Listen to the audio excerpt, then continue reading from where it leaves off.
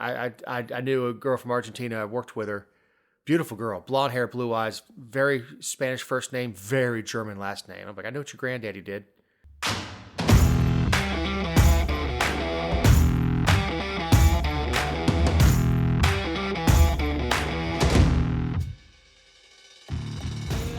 The Georgia Virtue presents the Let Me Tell You Why You're Wrong podcast.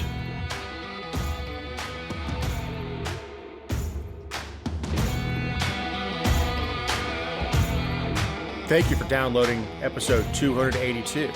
In this show, we have the biggest, worst held secret in Atlanta, Kemp tweeting the X, the Argentinian nutcase, pay me or else, is another President Obama in our future?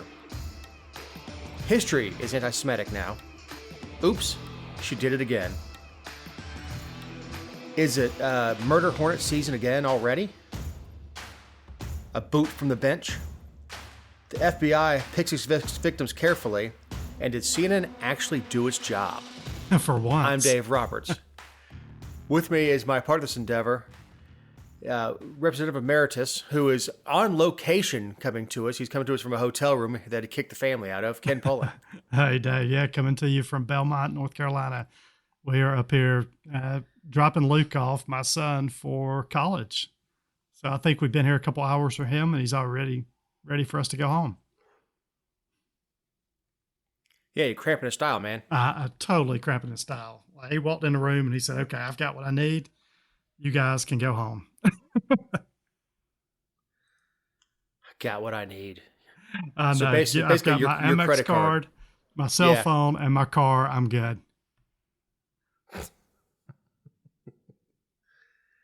Yeah, I'm sure you have them on a meal plan. Yeah, I said, there's no reason to use my Amex card since you're on a meal plan and have all-you-can-eat meals all week. So we'll see what happens there. I may just turn it off for a little while. I mean, I thought that's what graduation presents were for. What'd you say? Yeah, really. Is there an airport nearby, or do you have to drive every time? Actually, Charlotte, it's about 4.5 hours from where we live, but the Charlotte airport's close by. But I mean, by the time you get to Atlanta Hartsville and have to do that mess, I think I'd rather just drive. Yeah, 4 hours is not bad. Nah, not at all.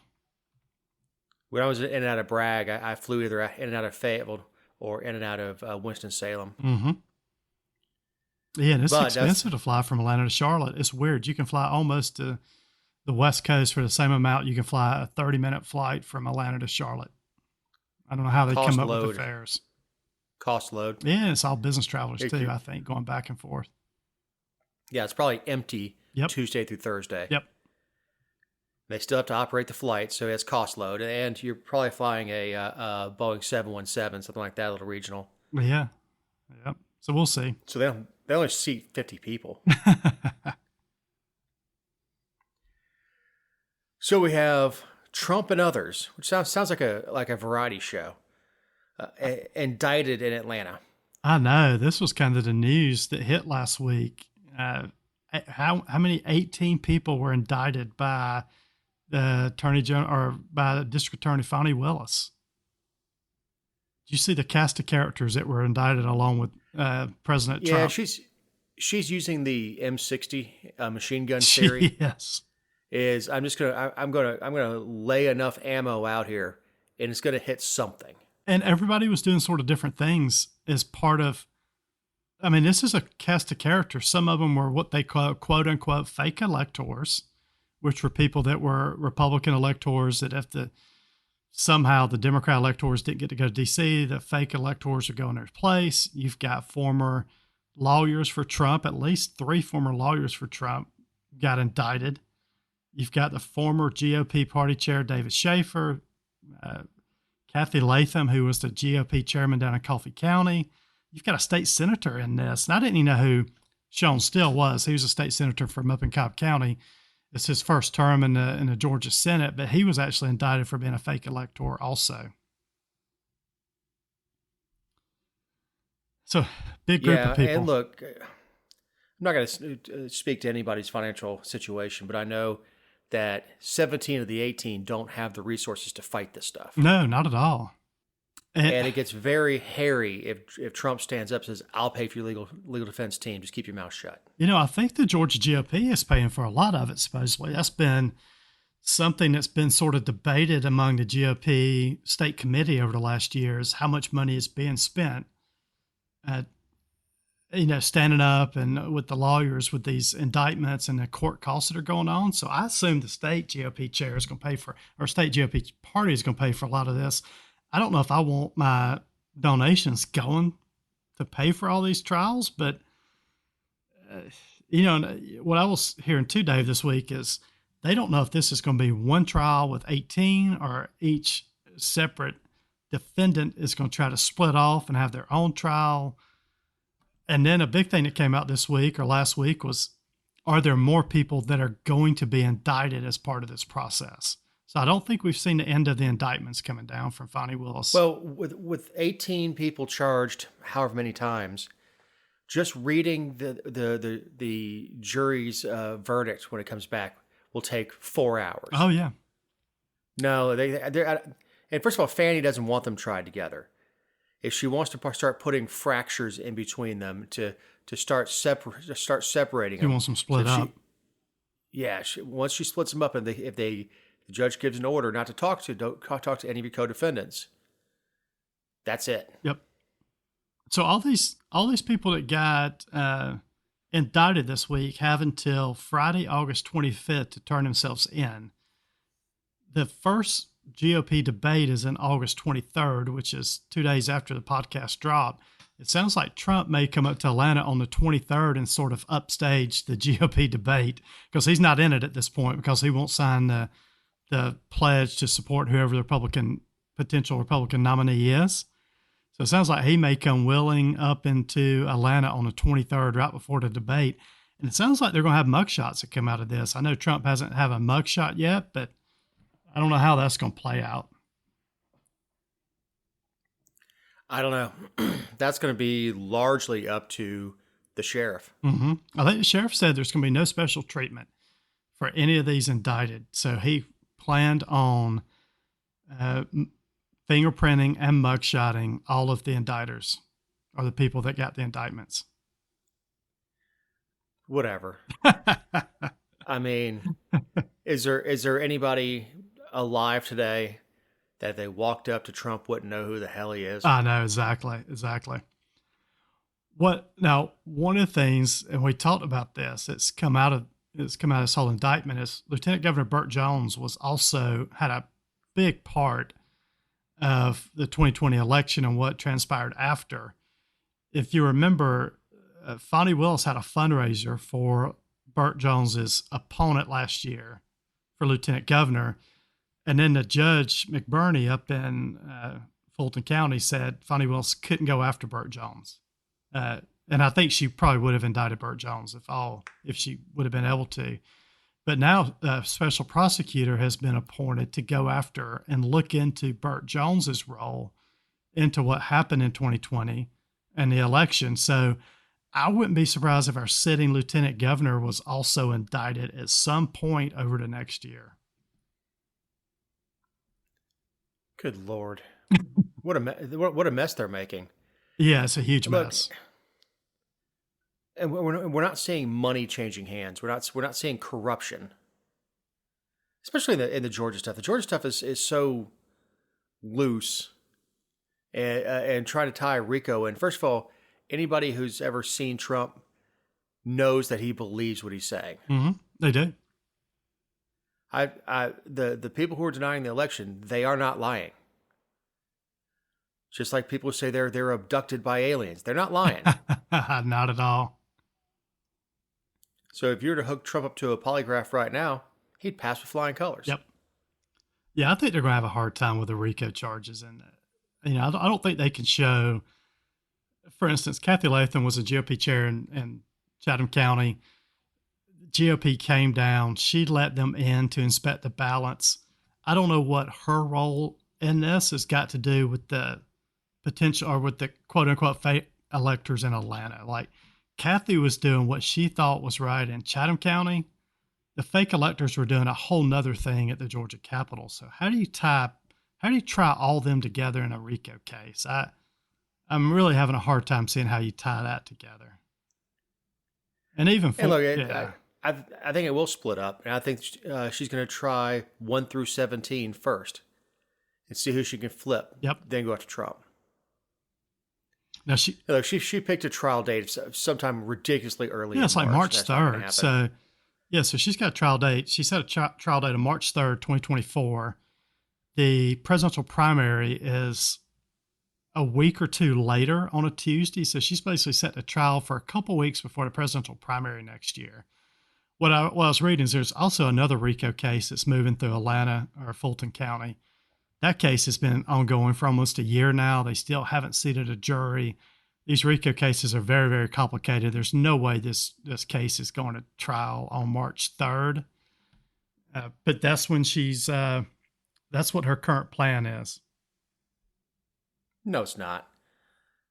She couldn't get somebody on a shoplifting charge tried that quickly in Fulton County. No, not at all.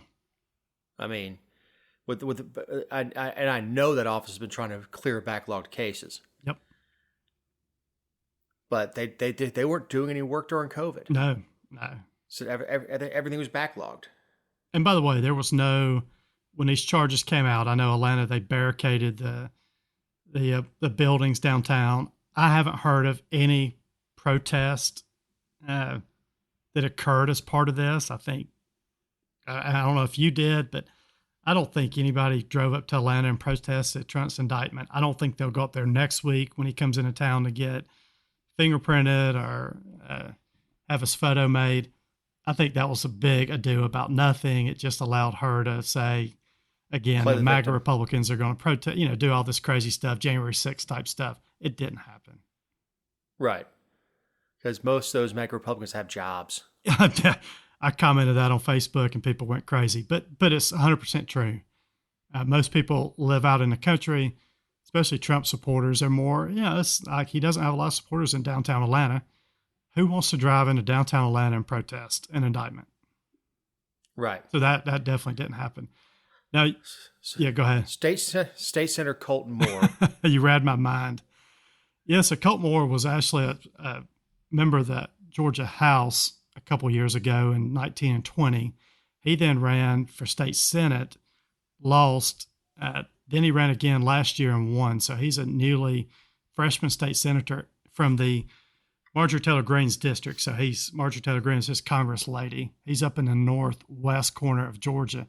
He actually called for a special session this week. So he called for Governor Kemp to have a special session to investigate Fani Willis and potentially withhold any state funds that are going to her office. First of all, that's not his purview.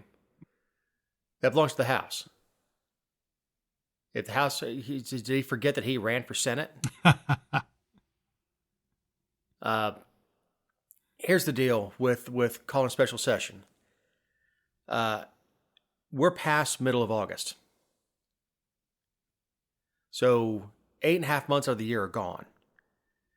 In January, all those reps have to stop campaigning and stop raising money. Yeah, nobody's going to support a special session at this point.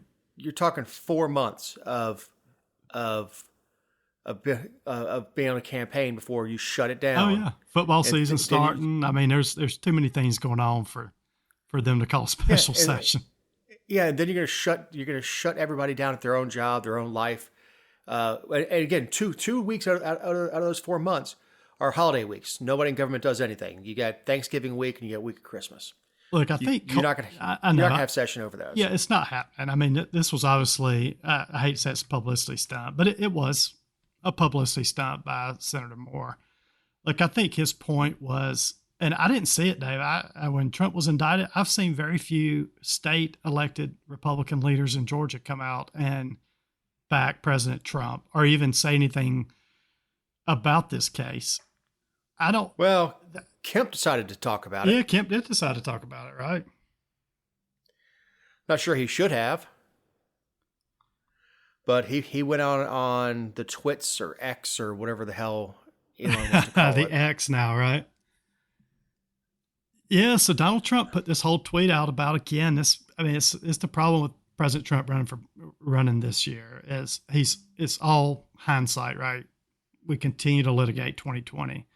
But Donald Trump put another statement out about how the election was rigged, and he was going to put out a report that showed how it was rigged. And that press conference was supposed to occur a couple of days before his podcast. His lawyers advised him, rightly so, not to have that press conference since he's been indicted now. But Governor Kemp came out and said 2020 election is not stolen.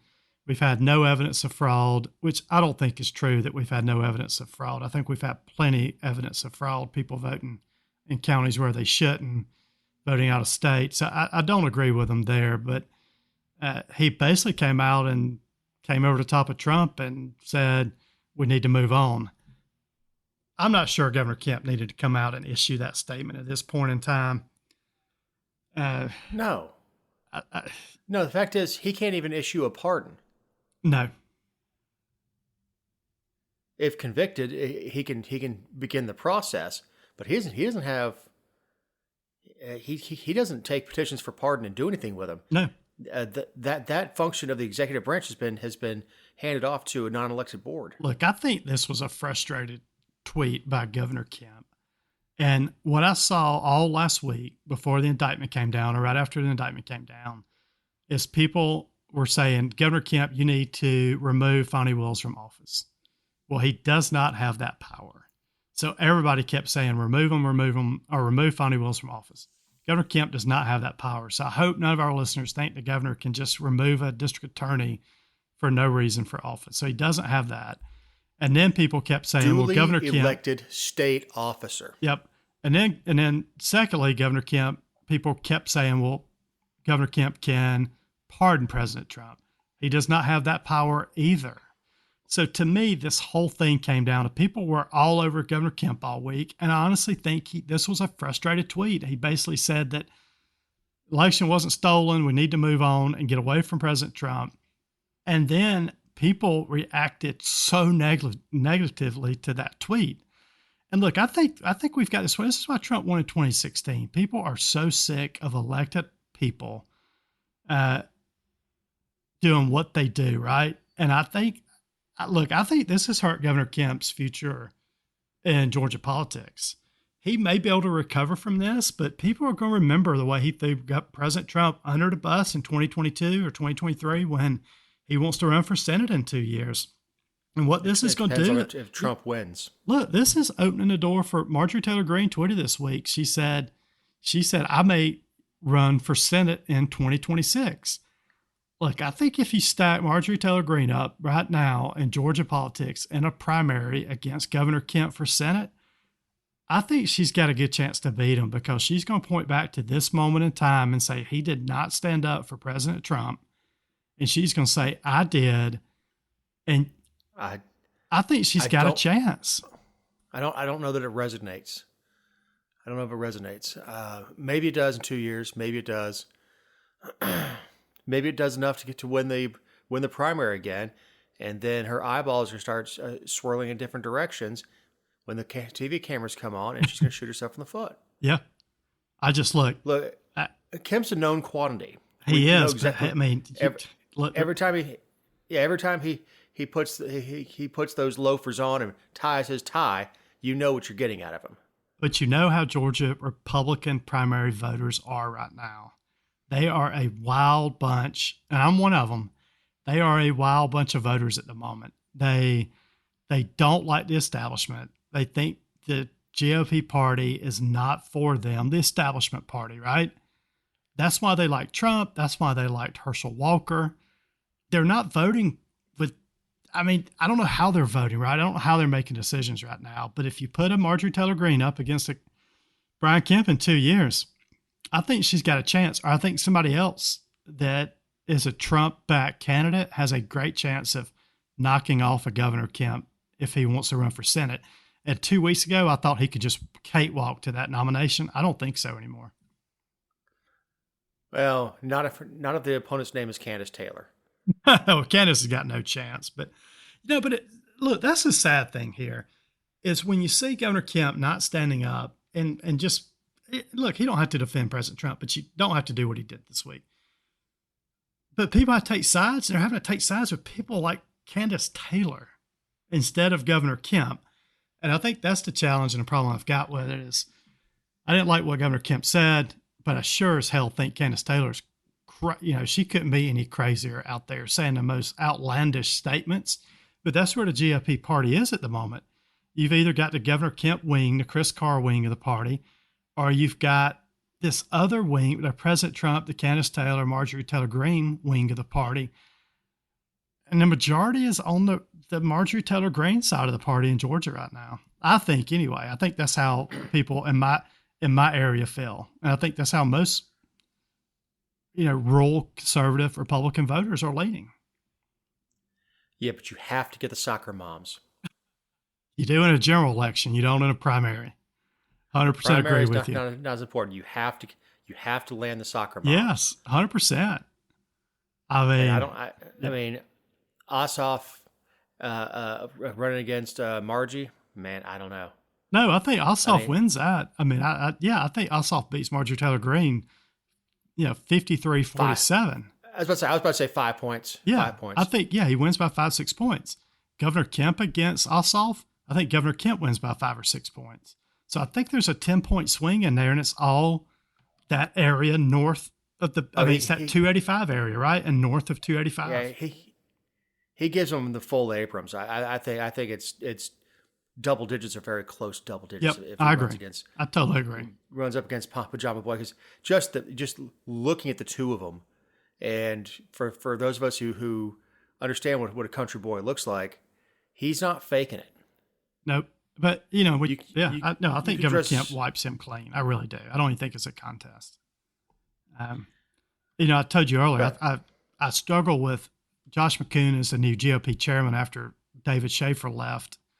Josh has got the hardest job in politics at the moment because he's trying to win back favor from Governor Kemp. Governor Kemp, I think most people know, is not a fan of the Georgia GOP organization. Josh came in. He's trying to win favor back at the Capitol. He's trying to get back in the good graces of the governor. And now he's got this firestorm of trying to get back in with the governor, but also support the base, which is full Marjorie Taylor Greene, President Trump, Candace Taylor. I don't know how Josh navigates the next year, but he has got an extremely hard job. Yeah, and I don't know how Margie gives up her nice, comfortable seat where she doesn't have to spend any money. That is true. Gives up a very comfortable seat to go run for Senate, which at best is going to be a series of coin flips. Yep. You have to win the nomination. That's going to be a coin flip. Yeah, she can stay in her seat for the next 20 years if she wants to. Nobody's beating her in that area. All to just to be in office for 6 years at a time instead of 2. Yep. Look, stranger things have happened. She could be Speaker of the House in 10, 15 years. But Colton Moore's in her district too. And going back to Colton for a minute, he built up a lot of Republican creds this week. So you let Marjorie Taylor step out and run for Senate, Colton steps directly into that congressional seat. Yeah. Look, it's all about name recognition in the day. Colton got a ton of free press this week. That was on Breitbart. It was all over the news. Yeah, it's name recognition going both ways. Because you can't ask anybody around the world who Donald Trump is, and they don't know who he is, and they all have a most people have a very strong opinion. Right, very strong. I don't either way. I preferred him over his last two opponents. I wasn't happy with what he did on firearms, or quite a few of the things he did. Firearm spending, COVID, and keeping Fauci around. Yeah, there's people have very selective memory on Fauci. He gave him an award when he left office. So this is not like him and Fauci went at each other. Fauci was in control when Trump was in office. Also, the stimulus checks came with his damn names on it. Yes, the Trump checks. So yeah, people forget with Biden economics. Yep. No, this is big government economics, and it was the COVID problem was started under Trump because he was trying to buy the election. Yep, exactly.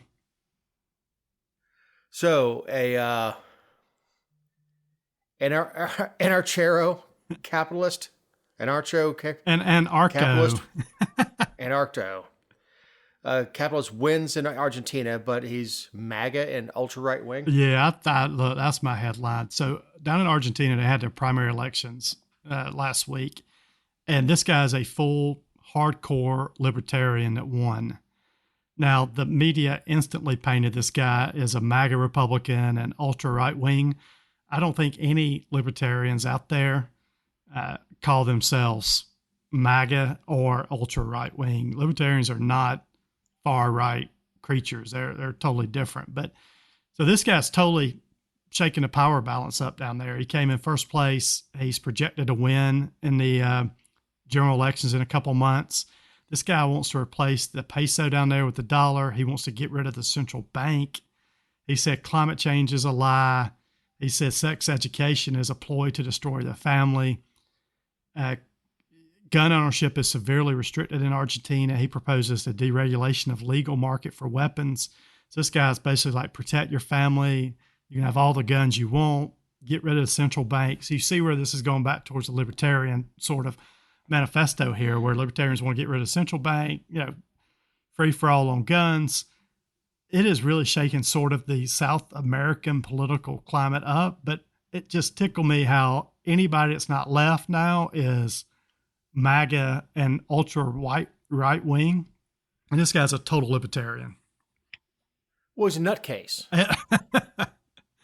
Yeah, I mean, this took everybody by surprise. He is he's different. He said you should be able to sell your organs, which I agree with. Mm-hmm. They belong to you. Do what you want with them. Yep. And then they asked if it was okay to sell babies, and he gave a intellectual answer, something to the effect of theoretically no, and maybe in 200 years we can talk about that. But essentially, his answer was we can't sell children into the sex slaves, into the child sex slave business. But is there anything wrong with two prospective parents taking care of the bills for a young lady who gets knocked up and they're willing to take the kid? No. But he doesn't help it. I mean, he sleeps with 4 or 5 dogs. His sister's his campaign manager. He goes up and just loses his stuff behind a lectern. I know, it's crazy. We've got especially you have to examine the history of Argentina in the 20th century. Yep. When you see him giving speeches like that, I knew a girl from Argentina. I worked with her. Beautiful girl, blonde hair, blue eyes, very Spanish first name, very German last name. I'm like, I know what your granddaddy did. But it was supposed to be a stop for Nazis, and that's going to be the next thing that these folks grab onto. There's several articles that we go through that are hard to read because they're so slanted one way or the other. Right. It's not as hard to read as transgender when they start talking about them, and them, and I have to somehow know the difference whether it's singular, plural. Yeah, I'm getting totally confused group nowadays with all that. But a lot of what he says is, I'm right with abolish all gun laws. Mm-hmm. Get rid of the central bank. Fine with me. Yeah, but I don't think anybody would characterize those positions as MAGA positions. I mean, that's not what Trump did. No, what he did is he told the Treasury to turn on the spigot. Yes, Trump's MAGA king. So let's not. Yeah, it's just everybody that's not left is MAGA, right? MAGA has destroyed the climate. That's what the newest thing was that I keep seeing people say. It's just this MAGA stuff is outrageous. Obviously, it was a cute enough slogan to get him elected once. Yep. CAGA didn't go as well. Keep America Great again. Or CAGN would be Keep America Great Now. Anyway. No, man, the populist movement, I think, is moving around the globe. I do too. These leaders are starting to see. It started with. It's dangerous, though. It is. Was it Chile that elected an actor? Yep. I mean, look at Ukraine. We've got a comedian and actor in Ukraine. Yep. We've got our most recent former president was a real estate person and a reality TV star. That's what it is. It's not right or left. It's just a populist campaign strategy now. It's void of any ideology. There's no ideology to Trump, right? It's but it's the reason we're not a democracy. We're a republic. Is they knew you couldn't hand everything over to the mob. Right. Exactly. And that's what you get. You know, if you want to go complete anarchist, fine. Get ready to live in Somalia. But it's why I'll be fine. Yeah, that's why. What's his name? Governor down in Florida, DeSantis. It's why he can't make any headway. If you just look at what he's done in Florida, with even how he came out of COVID, how he's handling the economy down there, how he's fighting back against what you think most Republicans would like for him to fight back against. This guy looks like the ideal candidate on paper, but he's not that populist type candidate. I mean, the guy he's in the Navy, graduated from, I think, one of the academies. Yale or Harvard. Yeah, Yale. So, I mean, on paper, this guy is like incredible politician, pushing back on people. He pushes back against the media, but he just cannot beat a populist candidate at the moment. Had he bent the knee to Trump, he'd be in line for Senate in a few years. I know. When his term's actually up, I think his term runs concurrent with Kemp, doesn't it? Yep, he got elected at the same time.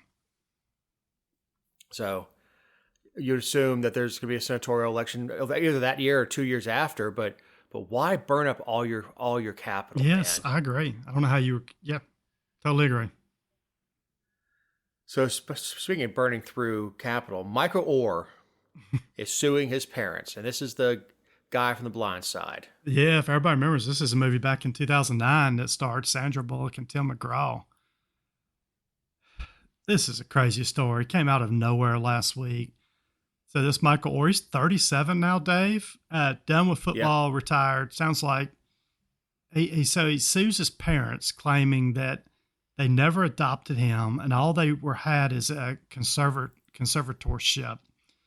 And they basically made a lot of money off him and didn't pay him what he deserved. Right. So, there's a couple things with it. The movie is fiction. Mm-hmm.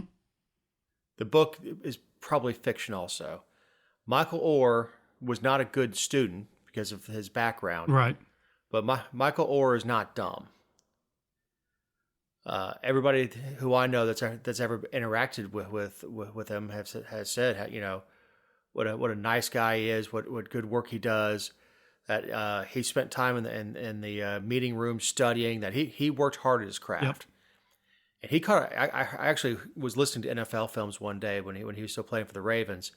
And he's being taunted from the defenders, which is what you do. Mm-hmm. But come on, blindside! Come on, blindside! But he didn't like being portrayed that way. To the Tuohys' credit is they gave him a place to stay, and if he wanted to go to Ole Miss, they had to put him in a conservatorship. Yep. And you know, and the character played by Kathy Bates was actually a real person. They hired a tutor to come in and help him to get his grades up to the minimum that could be. When I say minimum, it's not minimum to get into Ole Miss. If it was you, me, or anybody else, it's the minimum to get in as an athlete. Yep. Which is not a lot. Probably what, 2.0 GPA or something? Yeah, something like that. I mean, and once you get there, the team has full-time tutors for you, and you know you may spend 4 years getting a degree in basket weaving. Right. But that's the business of big-time college football. People forget who you know, a lot of people who know college football know that it was Hugh Freeze that was his high school coach. And Hugh exited with coaching. He may be back around, but in some disgrace too. I can't remember if he's the one that wrecked the motorcycle with the co-ed or what he did. But the Tuohys said they were advised that it would be much tougher to do an adoption for someone over 18. Yeah, exactly. But on Michael's side, a conservatorship is meant for somebody who is incapable of taking care of his own affairs. Mm-hmm.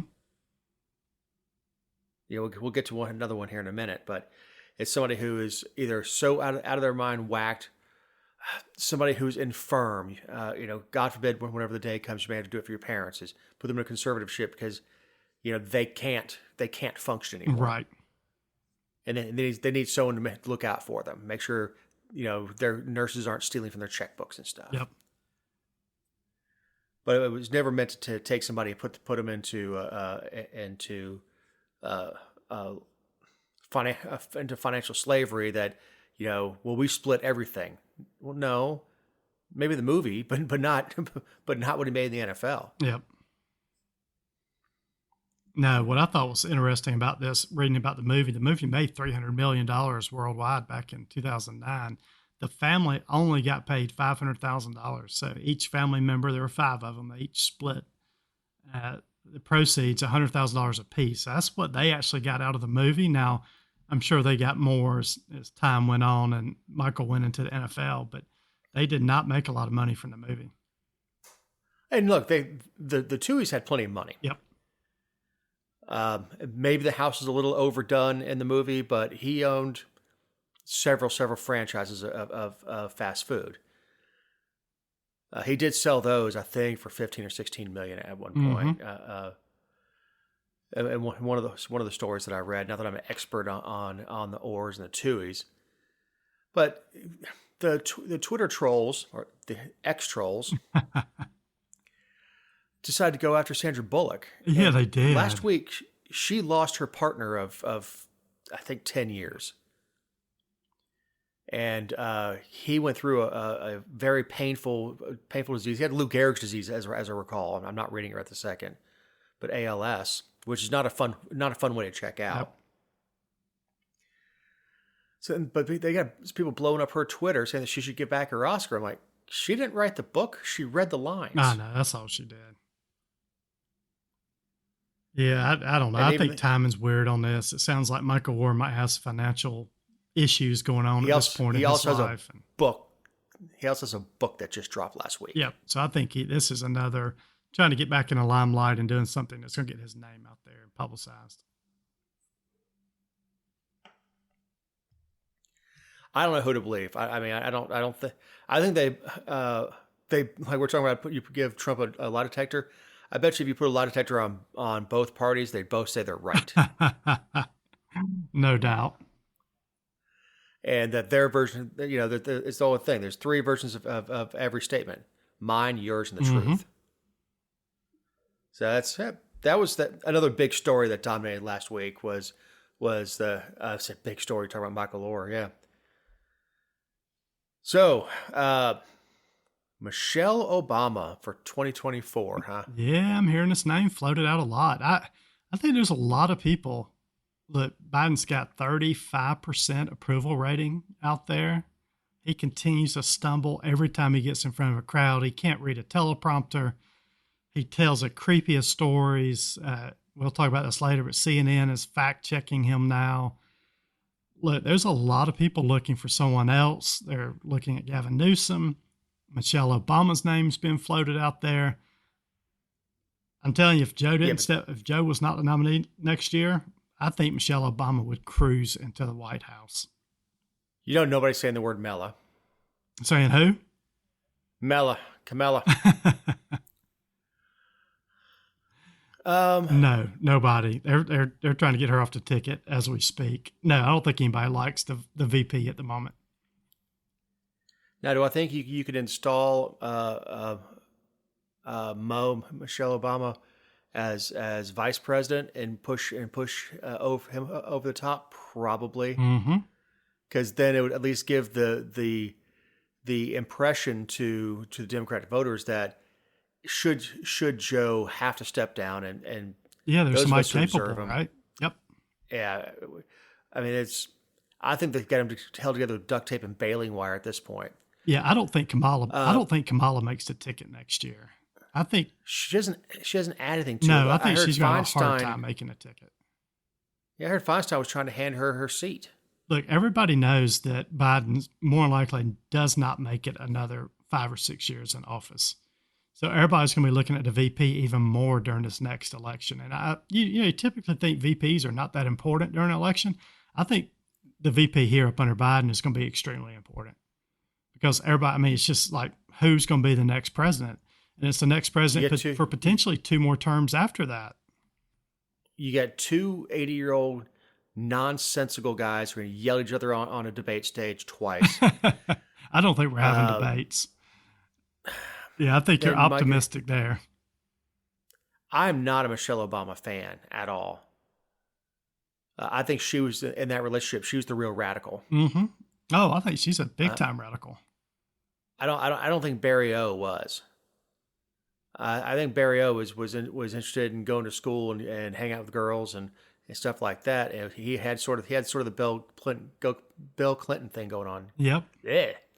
That he was extremely well spoken, except when he's off script. Attractive, young, and honestly, everything that their first ladies are not. Look, I think Michelle Obama's probably got bones to pick too. I see her coming in. I doubt it. I would imagine she's got some grudges out there. I think she would be quite the force to be reckoned with if she was president.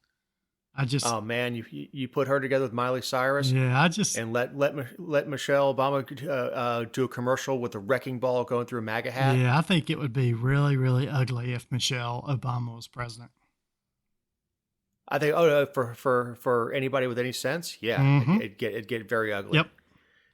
And you have to believe the top of that ticket in 24 will pull the bottom of the ticket. Oh yeah, nationwide, no doubt. You know, we don't have any big state races up. You know, the only reason you're voting in next November, is for president and your local people. Yep. That's not necessarily nationwide, obviously, because a lot of states will have senatorial elections, but but in Georgia, that's it. That's what's on the ticket. So whoever's at the top of that ticket needs to be energizing. Yep, and that's why a lot of state reps around Georgia are really concerned, Republicans especially, if Trump's at the top of the ticket, because they're worried that people are going to vote Democrat down ticket. And there's a lot of concern if President Trump is the Republican nominee in Georgia next year for the state house. Well, you have the senators and the state reps in Marjorie Greene's area. They don't have to worry. No, they don't. They can lose the House. Scott Hiltons of the world that live up in Peachtree Corners won 51-48 last time or 51-49 last time. You put Trump at the top of the ticket, it's a lot different running with Trump than running up under Governor Kemp. Right. Right. Most people don't dislike Kemp. Right. There are a lot of things people dislike about what he's done, what he said, whatever. Most people who meet Brian Kemp don't dislike him. He's a hell of a nice guy. Right. Short, but a nice guy. So, Brad Cooper is an anti-Semite. I know. A little entertainment update here, because I know that's where everybody goes for entertainment updates, to the Dave and Ken show. This was a crazy story. So Bradley Cooper is playing this new film called The Maestro, which is about the New York Philharmonic, or the music director of the New York Philharmonic. And Bradley Cooper is not Jewish, but he actually put on a prosthetic nose as part of his transformation into the main character. And people are going crazy now saying that is anti-Semitism because Bradley Cooper put a fake nose on to more accurately reflect the character that he was playing. People calling it sickening. Look, George C. Scott had to put a prosthetic nose on to play Patton. Mm-hmm. I mean, Patton was neither Jewish and probably single-handedly saved more Jewish people from extinction with his advance during the Battle of the Bulge and everything else than any other Allied general. Yep. No, we're having a lot. We're having a lot of this, and look, both sides. I mean, you got the right and the left fussing about this. We've got the Snow White movie coming out next year, where they did away with the dwarfs because they said they didn't want to look down on dwarfs. I guess Snow White's not a white skin. The original Snow White was dark hair, very, very pale skin. Snow White next year is Hispanic. You've got people calling out the Little Mermaid because of who the Little Mermaid. Look, just produce good movies. I don't know why people get so tangled up about who's portraying who. Now, I do think it's... Well, I do have a problem when you have Gal Gadot playing the ugly queen. And look, I think Snow White is portrayed a certain way in the books and probably should be portrayed the same way in the movie.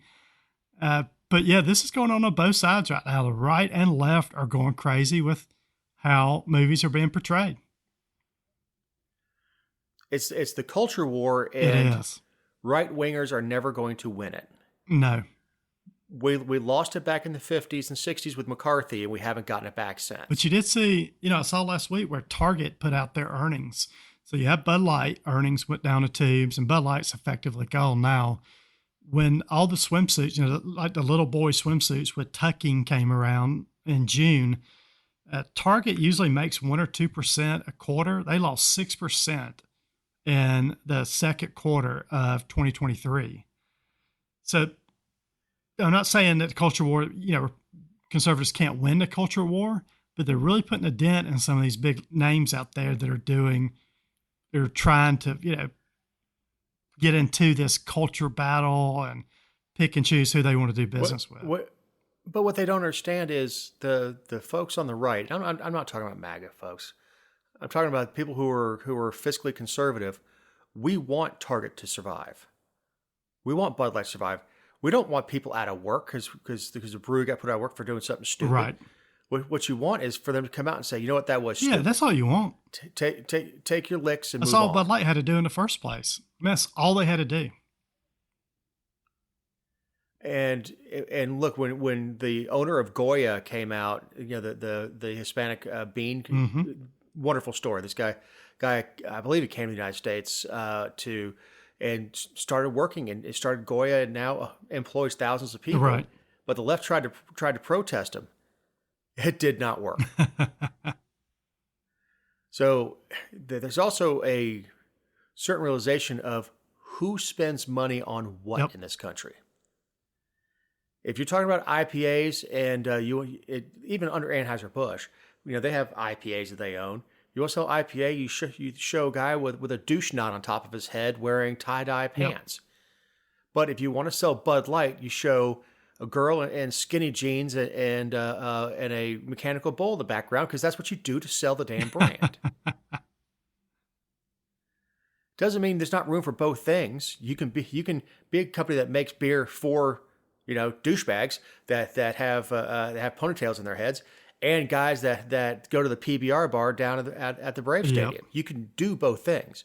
Just be respectful of both customer bases. Exactly. But it's just amazing to me, and I don't think Brad Cooper's any huge right winger. No, I've never heard anything bad about him. No, he's just trying to play a part in a movie. He's just getting caught up in the storm. So yeah, second person who's getting beat up on for just acting in a movie. Yep. So Britney Spears is doing it again.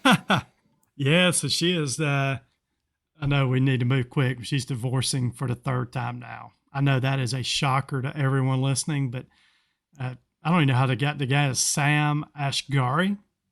This is her third marriage. They just called it quits this week. This is after marrying her childhood friend Jason Alexander and being married to Kevin Federline, if y'all remember him, for about 3 years. So she is done with her third marriage now and moving on to number 4. Brits, call me. She's nuts. Yeah, certifiable. And she's fun. I guess hand in hand. Oh, yeah. I mean, for a weekend, great. For the rest of your life, oh, hell no. Yeah, some single guy's going to have a lot of fun here shortly. I think you'd go with... There are some single guys who are about to have more fun.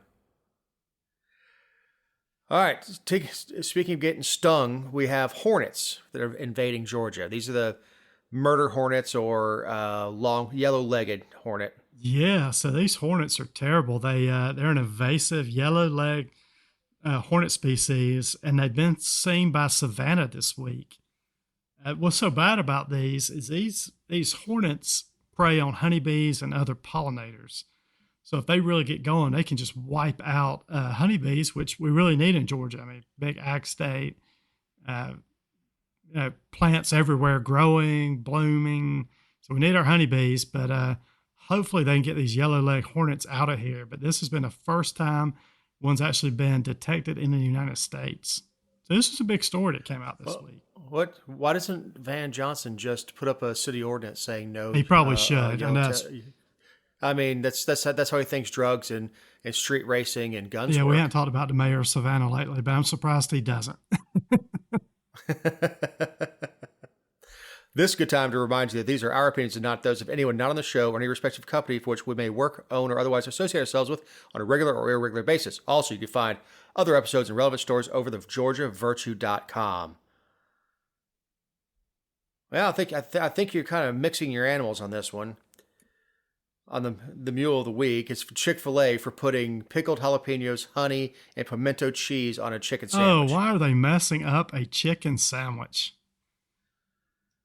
Look, I love some pickled jalapenos and I love some pimento cheese, but I don't know how that's going to taste on a Chick-fil-A sandwich. Pickled jalapenos on deviled eggs? Hell yeah! What's one of the best things about getting over to Thanksgiving early is being able to go through 2 dozen. Oh, those things are so good. Pickled eggs. Yeah, look, I think I'll probably have one of these sandwiches when it comes out. Chick-fil-A this week put out I guess some new items on their fall menu, maybe.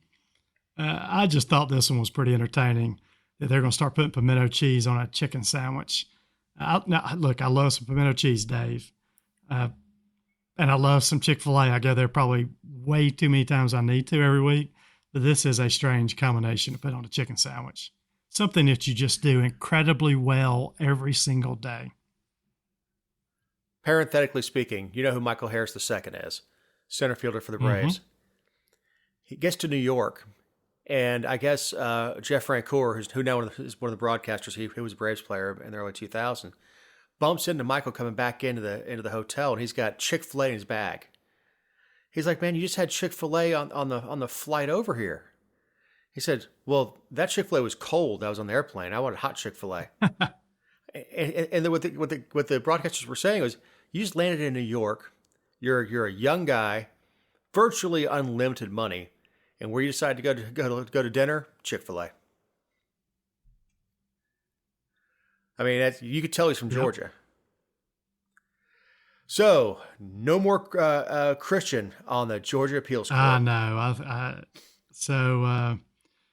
The Canada Supreme Court did an unprecedented thing this week, or last week. They actually removed a state appeals court judge in Georgia. This is Christian Coomer. Christian was actually a former legislator. I remember the first donation I got after winning my primary election was a $500 check from Christian Coomer. At the time, he was the Georgia GOP whip in the House. So Christian Coomer, big time, very powerful politician in Georgia, state House member, had been a member or had actually been a chairman of the Transportation Committee, which allocates transportation dollars around the state of Georgia. When Governor Dill was going out of office, he appointed Christian Coomer to the Georgia Appeals Court, so he had to step down from the House. This guy got kicked off the bench this week, and this is after like a 3-year investigation into some of his dealings. He hasn't been on the bench since, 2019? 2018 he was whip. Governor Dill appointed him, and he started serving, it looks like, in 2019. Or late 2018, he took the bench. So he's been there 5 years. Look, these charges were nothing he did on the bench. All this still, and that was part of the issue here, is originally the Georgia Supreme Court said that he should not be punished as a judge for stuff he did when he was a state representative. And you may ask, what did he do as a state representative? This guy took out questionable loans. He wrote himself into wills, and he's a lawyer, so he wrote himself into a will as a beneficiary of one of his clients. He also took campaign funds and took his family to Hawaii one time. So a lot of really sleazy and shady stuff when he was actually a member of the Georgia House. But yeah, originally the Georgia Supreme Court said, we're not going to punish this guy for stuff he did back before he became appeals court judge. Well, they can get him for violation of oath of office because he was in office when that happened. I don't necessarily like sentence enhancers like that because judges and prosecutors like to split those off into separate charges. So, but it's a high likelihood that he's guilty. Mm-hmm. It is a high likelihood that he's going to get smacked with a felony, in which case he would be he can't be on the appeals court. I mean, he can't sit on it. Not to mention, he's probably going to lose his law license for at least 5 years. I would think, yeah. I mean, I think that would be the next thing that comes out of this is losing your law license. Seems like he's not an older guy, is he? I mean, he's no. young. I mean, Judge Kramer, mid 50s, maybe low 50s. Yeah, he isn't. Yeah, but yeah, you're talking about another 30 years that he could have sat on the bench. Yeah, had he not been a turd. Yeah, he's not an old guy at all. Yeah, when Dick Donovan in his 70s was removed from office and told he couldn't practice law. I mean, look, that was just Dick Donovan. It was time to retire. Yep. That's it. I mean, he's not going to go work as a clerk in somebody's office till his 5 years is up. This guy actually will have a time to actually make restitution if anybody ever hires him again. Yep. So the FBI pops a disabled person that had been threatening Biden. I know. This was a crazy story. So President Biden was actually going out to Colorado to deliver a speech last week. And this guy had been making a lot of threats on Facebook against President Biden, Attorney General Merrick Garland, and Vice President Kamala Harris, a lot of different attorneys, or a lot of different politicians. So this guy's been making threats.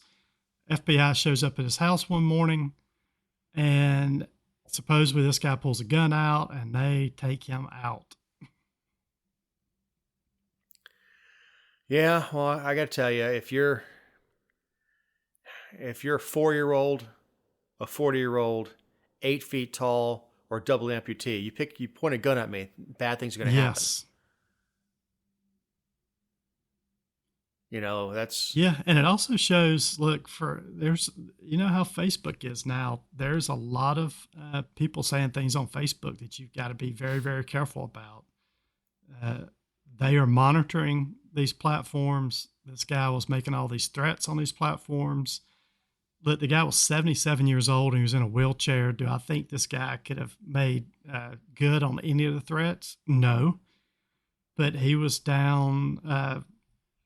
he was making threats that he couldn't back up, and the FBI came a knocking, and the guy pulled a gun on him, and they took him out. Sad story. It sounded like the dude was a okay guy, had a family, had a daughter with grandchildren. He just got so far down that rabbit hole, couldn't come out of it, and it's cost him his life now. Yeah, well, you know, look, you can't have it. Mm-mm. You can't have people inciting violence against sitting leaders. You just can't. Nope. I mean, the FBI has an obligation to investigate every credible lead. And a guy who's all over Facebook and all over YouTube waving a gun saying, I've got something from Merrick Garland, or I think he said something that President Biden's coming to town. I best get my ghillie suit out, which of course is empty. I mean, the guy's in a wheelchair. Empty. Yeah, he's not getting any. Why is that bush? Why does that bush have wheels? No, I mean, I think a lot of people, this story was making its rounds last week. I think a lot of people were saying that a lot of the same type things happened to President Trump when he was in office. Totally agree. Oh, yeah. I'm not sure those people were given this same type of treatment. I don't know if you remember Kathy Gifford held up Trump's head, like a decapitated head of President Trump. Now, I don't think what she was doing was threatening his life. She was just... Was that Kathy Gifford? No, it was... No. Who was that? It was a redheaded. No, you're talking about Cat. No. Oh goodness. Yeah, Kathy I know Griffin. you're talking about Griffin. Yes, Kathy I Griffin. thought you were talking about Kathy Lee. No, Kathy Griffin was doing that with that. Giffords. Giffords is her last name. Frank's wife. So I think a lot of people were just saying this looks like a double standard. You're not investigating when Trump's in office and everybody's making all these threats against President Trump, but then you go raid this guy's house and he's making threats against President Biden. And it just goes again to this: has the president basically, is he controlling the Department of Justice and telling them what to do with all this stuff? Well, with Kathy Griffin, you get into artistic expression. Right. Now, was it classy? No. Was it funny? No. Do comedians have the right to make bad jokes? Right. Yes. So, all right. So CNN did some fact checking on Biden. Oh goodness! How did this happen? This is part of what people are starting to call a organized coup. I agree. That's why I included this story, because it just goes to this: are people starting to organize against President Biden, and are they looking for someone to step in? Yeah, he said he was born in the hospital his father died in, or his grandfather died in days earlier. No, it was a year later in a different city. It wasn't like, was it this hospital, and they're across the street from each other? No. Yeah, so Biden tells these stories all the time. He says he said his son died in Iraq or Afghanistan. He didn't. He said he had his. He said he basically came back with his son's flag draped coffin from overseas. That never happened. He just he continues to embellish stories. Well, Hillary was taking fire. Yeah, Hillary was taking fire in Kosovo. Yep. Yeah, and it's the second thing. It was either Bosnia or Kosovo. Yeah, and then the second thing they fact checked him on is he said he reduced the federal debt by $1 trillion. He said $1,700,000,000,000. And they fact checked and said no, he didn't increase the debt, but he decreased the deficit. Which, when you spend $10 billion or $10 trillion one year and have a deficit of $5 trillion, the next year you can reduce that by almost $2 trillion just from the nature of not spending $10 trillion again. Yeah, but I'm like you. I think this is more, it looks like organized effort to just to get President Biden out of office potentially, or not out of office, but not get someone else to step in and run for president in 2024. Yeah, I think they're going to hand him a golden parachute. I do too. This is your out. What was the other one? Oh, it was the 1,000,000 miles. Yes. On Amtrak. Yes. That some guy just walked up to him and just grabbed him by his cheeks. He goes, "Hey, Joey, no, that didn't happen." I mean, look, the vice president has a much smaller detail and has many fewer restraints on travel, on things that you can do. But no, some commuter he saw every morning didn't come up, grab him by the cheeks and go, "Hey, Joey." No, that didn't happen. Not at all. And the Secret Service has said that that didn't happen. No, and no, he didn't have 1,000,000 miles of Amtrak going back and forth from Scranton to D.C. No, he didn't. I mean, I don't know how much he actually rode the train, but especially after becoming vice president, it's even as a sitting senator, the risks start going up exponentially when you get into leadership. Yes, right. People know who you are. And once you hit leadership, the Capitol Police have to account for you. So you don't just hop on Amtrak and go to work like you're some slob who sweeps floors over at the Smithsonian or something. So, on that grouchy note, do you have any closing thoughts? No, we'll be a family of 3 next week with 1 child at college. So, looking forward to seeing how that works out for us. And you've got the egg timer set to 24 months till the other one's out. Well, you only have to dodge 1 set of ears for date Very night true. now. Hey, if you like what you heard, if you don't like what you heard, Share and like us on social medias. Share us with your friends and inflict this horrible hour upon your best friends. And leave us a review. So, for Eric Cumby, our editor, who turns us into something that you can listen to, for Ken Pullen, who is sitting in a hotel room trying to get this recorded before running to a freshman orientation for parents, I'm Dave Roberts. Have a great week.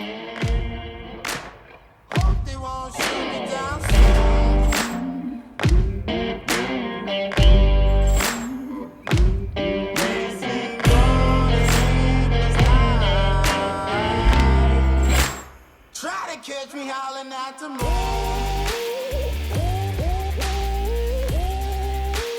Trying to catch me howling at the moon. Trying to catch me howling at the moon. Trying to catch me howling at the moon.